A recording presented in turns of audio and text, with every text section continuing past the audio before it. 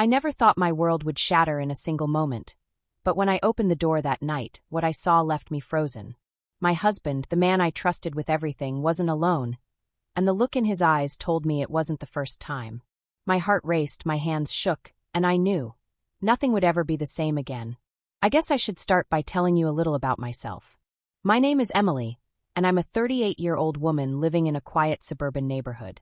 From the outside, my life probably looked perfect, married for 12 years to Mark, a man who once made me feel like the luckiest woman alive. We had a beautiful home, steady jobs, and what seemed like an unbreakable bond. Or so I thought. Mark and I met in college.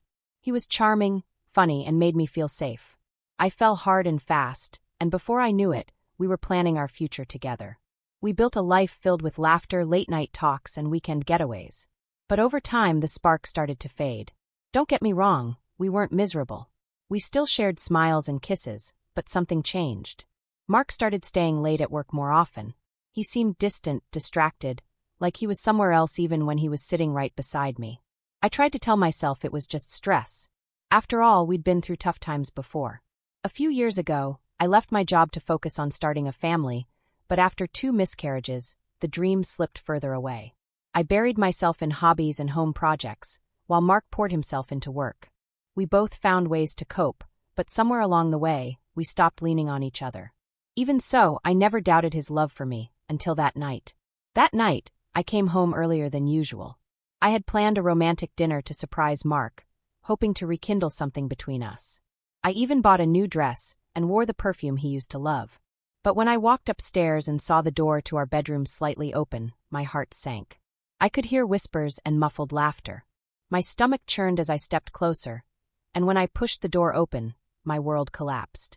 I wasn't prepared for what I saw, or how it would change everything. The days leading up to that moment should have told me something was wrong, but I ignored the signs. Maybe I didn't want to see them. It started small. Mark began guarding his phone like it held state secrets. He took it everywhere, even into the bathroom, and I noticed how he'd angle the screen away from me whenever I walked by. At first, I brushed it off. Work stuff, he said when I asked about the late-night messages. But then came the overtime, so much overtime. Some nights, he wouldn't get home until after midnight, and even then, he barely looked at me before collapsing into bed. Long day, I'd ask, desperate for some sort of connection. Exhausting, he'd reply, already turning over to face the wall. I told myself he was just tired, that things would get better. But the excuses kept piling up. He started business trips, even though his company rarely required travel. When he came back from one weekend trip, his shirt smelled faintly of perfume, a scent I didn't own. My chest tightened, but I told myself it had to be a misunderstanding. I wanted to trust him. I needed to. But the doubts wouldn't stop gnawing at me. One night, I finally gave in to temptation and checked his phone while he was in the shower. His messages were clear. Someone named Alyssa had been texting him, and it wasn't about work. Last night was amazing. Can't stop thinking about you. My knees went weak, and my heart pounded so hard I thought it might burst. I dropped the phone just as Mark walked in, towel around his waist. "What are you doing?" he asked, his voice sharp, his eyes darting to the phone in my hand. "Who is Alyssa?" My voice trembled, but I forced the words out. His face went pale. "She's just a co-worker," he said, reaching for the phone. "You're overreacting." I wanted to believe him. I really did, but the crack in his voice betrayed him. Over the next few days, the distance between us grew. I caught him sneaking out to make phone calls, and staying out even later. My stomach twisted every time his phone buzzed. One night, he came home smelling like alcohol, his shirt wrinkled and untucked. I tried to confront him again, but he brushed past me and locked himself in the bathroom. And then came the night I walked in on him. That night shattered something inside me, but it also set off a chain of events I never saw coming. After I caught Mark with her, the image of them together burned into my mind. I couldn't sleep. I couldn't eat. Every time I closed my eyes, I saw his hands on her body, his lips pressed against hers. It was like a nightmare I couldn't wake up from. He tried to explain, tried to convince me it was a mistake. It didn't mean anything, he said, begging me to give him another chance. But the damage was done. I didn't know if I could ever look at him the same way again. I felt lost, angry, hurt, betrayed, and the loneliness was unbearable. That's when Ryan stepped in. Ryan was our neighbor. He'd always been friendly, the kind of guy who smiled when he saw me watering the plants or waved from across the street. Mark and I had even invited him over for barbecues a few times. But lately, he'd started showing up more often. At first, I thought he was just being kind. He'd knock on the door to check if I needed help with something around the house, or he'd drop by with leftovers from his own dinners, saying he made too much. But then his visits lingered. One afternoon, while Mark was at work, Ryan showed up with a bottle of wine. "You look like you could use this," he said with a grin. I should have said no, I knew that. But instead, I let him in.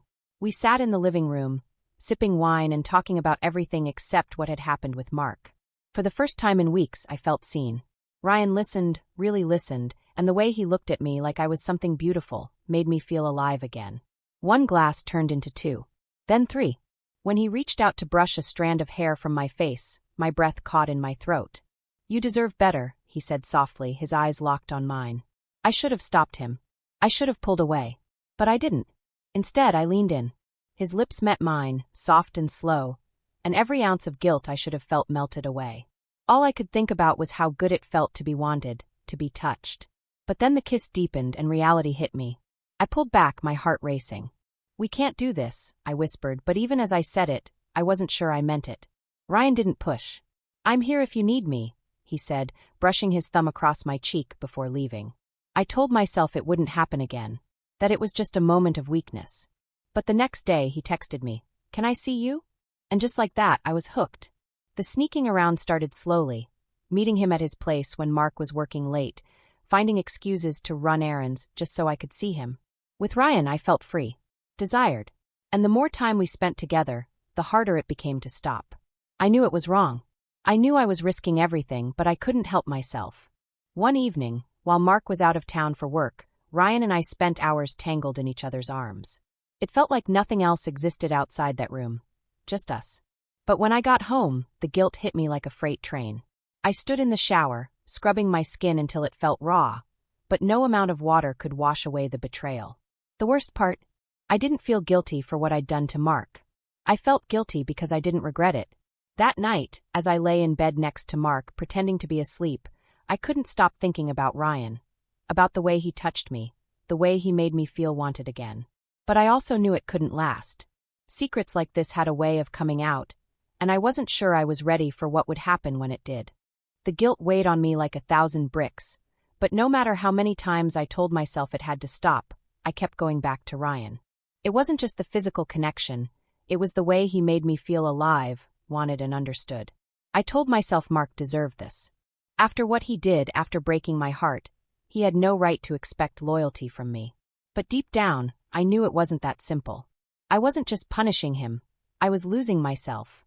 And then everything unraveled. It started on a Saturday. Mark was supposed to be at work, and Ryan had come over to help me fix a leaky faucet. At least, that's what we told ourselves. One moment, we were laughing in the kitchen, and the next, his lips were on mine. My back hit the counter as his hands roamed my body, and I completely forgot about the world outside. Until I heard the front door open. "Emily?" Mark's voice froze me in place. Ryan and I jumped apart, panic flooding my veins. I tried to smooth my hair, fix my shirt, but it was too late. Mark stepped into the kitchen, and the look on his face told me everything. His eyes darted from me to Ryan, and I saw the moment it clicked. "What the hell is this?" His voice was low, dangerous. "It's not what it looks like," I blurted, but the words sounded ridiculous even to me. "Not what it looks like." Mark's voice rose. "I walk in and find my wife practically pinned against the counter by our neighbor, and it's not what it looks like." Ryan stepped forward. "Mark, listen." "Shut up." Mark's voice boomed, and for a split second, I thought he might hit him. "Get out of my house." Ryan hesitated, glancing at me like he wanted to stay, but I couldn't even look at him. "Go," I whispered. Once Ryan was gone, Mark turned to me, his face a mixture of rage and pain. "How long?" I opened my mouth to speak, but no words came out. "How long?" I swallowed hard. "A few weeks." He let out a bitter laugh. "Unbelievable. After everything we've been through, after everything I've done to keep us afloat, this is how you repay me. Everything you've done." I snapped, the anger boiling over. "You mean sneaking around behind my back? Lying to me? Making me feel like I wasn't enough?" His face went pale. "What are you talking about?" "I know about Alyssa," I said, my voice shaking. "I saw the messages." For a moment, he just stared at me. Then he sank into a chair, his head in his hands. It was one time, he said quietly. It didn't mean anything. I laughed bitterly. Is that supposed to make it better? Do you think that makes it okay? No, he said, looking up at me with red-rimmed eyes. I hate myself for it. I was drunk and stupid, and I thought I'd ruined everything. But I never stopped loving you, Emily. I wanted to believe him. I wanted to believe that we could fix this, that we could go back to the way things were. But as I looked at him, all I could see was the betrayal, the lies, the late nights, the smell of another woman on his clothes. And then I thought about Ryan, about the way he made me feel, about how easy it was to forget everything when I was with him. Tears burned my eyes. I don't know if I can do this, I said. I don't know if I can forgive you. Mark stood and reached for me, but I stepped back. Maybe we both need time to figure out what we want, I said. Emily, please. I can't, I whispered. Not right now. He stared at me for a long moment, then nodded slowly. I'll give you space, he said. But I'm not giving up on us. As he walked out the door, I felt my heart shatter all over again. I wanted to believe that space would fix things, that time would heal the wounds we'd caused each other. But deep down, I knew this was only the beginning. The house felt empty after Mark left. I thought I'd feel relieved, maybe even free, but instead, the silence was deafening. Every creak of the floor, every tick of the clock reminded me of what I'd done and the mess I'd created. I couldn't stop thinking about the look in Mark's eyes when he walked out. Anger, betrayal, and, worst of all, hurt. The same kind of hurt I'd felt when I found out about Alyssa. But somehow, knowing I'd caused it made it so much worse. I spent the next few days trying to keep busy, cleaning rooms that didn't need cleaning, reorganizing closets, and scrubbing floors until my hands ached. Anything to keep my mind off the gnawing guilt. But the guilt didn't go away. Ryan called, texted, even showed up at my door once, but I couldn't face him. I told him I needed space, and to his credit, he respected that. Still, I couldn't shake the shame I felt every time his name popped up on my phone. I thought I'd feel better knowing Mark wasn't innocent either. But it didn't make me feel any less guilty for what I'd done. If anything, it just made me question everything. Was it really revenge I wanted? Or had I been searching for something more? Something I couldn't find in Mark anymore? The worst part was knowing I'd crossed a line I could never uncross. Even if Mark and I somehow managed to put the pieces back together, things would never be the same. I kept replaying that night over and over in my head, wondering if there was a moment where I could have stopped it. A moment where I could have chosen differently. But no matter how much I tortured myself with what-ifs, it didn't change the truth. I had betrayed my marriage just as much as Mark had, and now we were both drowning in the consequences. A week later, Mark came back. Not to move back in, but to talk. We sat at the kitchen table, the same table where we'd shared countless dinners, birthdays, and anniversaries. But this time there was no laughter, just tension so thick it felt like I couldn't breathe. I don't know how to fix this, he said finally, his voice barely above a whisper. I looked down at my hands, ashamed. Neither do I. He sighed, rubbing his temples like he was trying to hold himself together. Do you love him? The question hit me like a slap. Did I? Or had I just been clinging to Ryan, because he made me feel something I hadn't felt in years? I don't know, I admitted. But I know I didn't stop loving you. Mark's eyes met mine, and for the first time in weeks, I saw something other than anger. I saw sadness. Regret. Maybe we're both guilty, he said. But that doesn't mean we can't try to fix this. His words caught me off guard. After everything we'd done to each other, I didn't think there was anything left to fix. But hearing him say it made me wonder, maybe there was still hope. I don't know if I can trust you again, I said. And I don't know if I can trust you, he replied. But I'm willing to try if you are. The tears came before I could stop them. For the first time since this nightmare began, I felt like maybe we weren't completely broken. It wouldn't be easy. We'd both made mistakes, mistakes that couldn't be erased. But if there was one thing I'd learned through all of this, it was that love wasn't about perfection. It was about fighting for each other, even when it felt impossible. Mark reached across the table and took my hand. His touch felt different, tentative, almost fragile. But it was enough. For the first time in weeks, I let myself hope. The days that followed were far from easy. Mark and I tiptoed around each other, careful not to trigger old wounds. The hurt lingered, heavy in the air, but for the first time we were trying. We set boundaries, clear rules about honesty, privacy, and communication. It felt awkward at first, like learning how to be married all over again, but we knew it was the only way forward. Therapy became our safe space. Sitting across from a counselor, we stripped down our emotions, exposing the fears and insecurities that had driven us apart. I admitted how lonely I'd felt, how invisible Mark had made me feel after the miscarriages. I confessed that Ryan hadn't just been about revenge. He'd been my escape, a way to feel wanted again. Mark didn't justify what he'd done either. He owned up to his affair, admitting it wasn't about love or passion, but about avoiding the problems in our marriage. He'd felt like a failure, as a husband, as a provider, and Alyssa had made him feel desirable when he felt anything but. Hearing that hurt, but it also made me realize something. I wasn't the only one who'd been struggling. We'd both been drowning, just in different ways. Rebuilding trust wasn't easy. Some nights, I'd lie awake, wondering if Mark was still hiding something.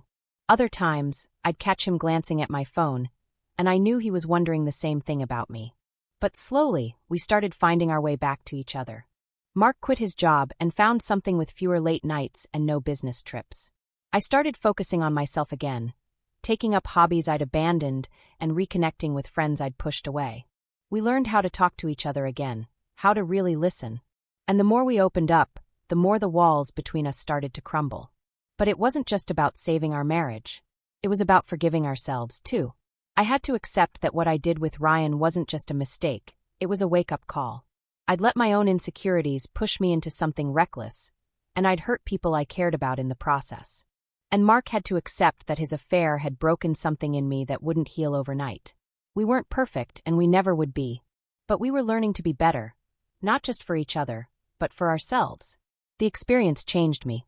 It taught me that love isn't always enough to keep a marriage together. It takes effort, vulnerability, and sometimes painful honesty. It also taught me that forgiveness isn't weakness. It's strength. As for Ryan, I cut all ties with him. It wasn't easy, especially when part of me still craved the way he made me feel. But I knew I couldn't heal if I kept holding on to the past. The final lesson? Boundaries matter. Trust is fragile.